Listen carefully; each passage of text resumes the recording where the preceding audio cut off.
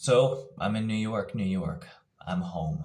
Well, I'm not home yet, thanks to everybody who has donated to the cause of getting me home with minimum expenses to my normal Israel budget. Thank you so much. It really is appreciated, and God bless you for donating and buying me a ticket and all of those things. They're very greatly appreciated.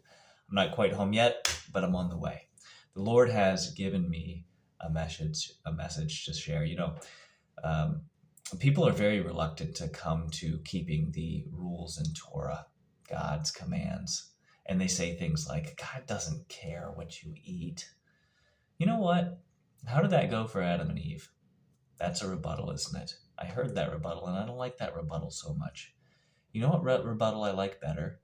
Well, I mean, it is true. It didn't go well for Adam and Eve. He did care what they ate and didn't eat. Trust me, God does care. That is the rebuttal that I like. God doesn't care should never cross anybody's lips. God does care. God has set boundaries in our lives, and there are repercussions when we choose not to follow them. He does care what we eat. My God, He cares what I eat and what I don't eat, and He's told me what's good for me and what's not good for me, both spiritually and physically. There's a whole guidebook that shows that God cares about what we do in this life.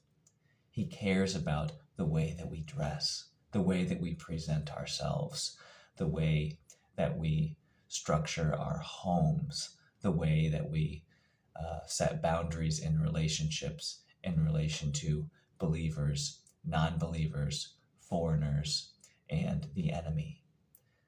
He has given us a guidebook for all of these things. He cares about the way that you conduct yourself in every aspect of life, and He loves you fiercely. He so wants to be involved in all of these things. And when you begin to follow His ways, you don't blossom into the beautiful person that the world wants you to become, which does lead to destruction, even though it is a somewhat beautiful blossoming.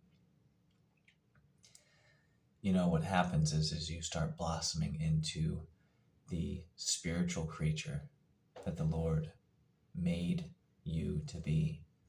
Yeshua, our Savior, the Messiah, love itself, the Word made flesh, says, "He who knows my commands." What are His commands? Well, His commands are going to be the ones that He kept, right? He didn't come down to show the Father how wrong He was. He didn't come down to change the perfect law. He came down and kept the law because it was perfect. He was the perfect sacrifice. According to what standards? According to the standards of Mary and Joseph? According to the standards of the Romans? According to the standards of the Pharisees and Sadducees? No. He was perfect according to God's law. He fulfilled that law so that we don't have to? No, it says, "Walk as I walked. Keep my commands." He who meditates on the law of the Lord, he is like a tree that's planted by the river of water, who will bring forth fruit in his season. Yeshua says, "He who knows my commands and keeps them, it's him who loves me. And he will be loved of the Father. And I will reveal to that man who I am." My friends, there's a great deceiver out there who will deceive even the elect. He deceives about so many things, and he wants to be on the throne of your heart, and he likely has part of that throne. My friends, study yourself approved.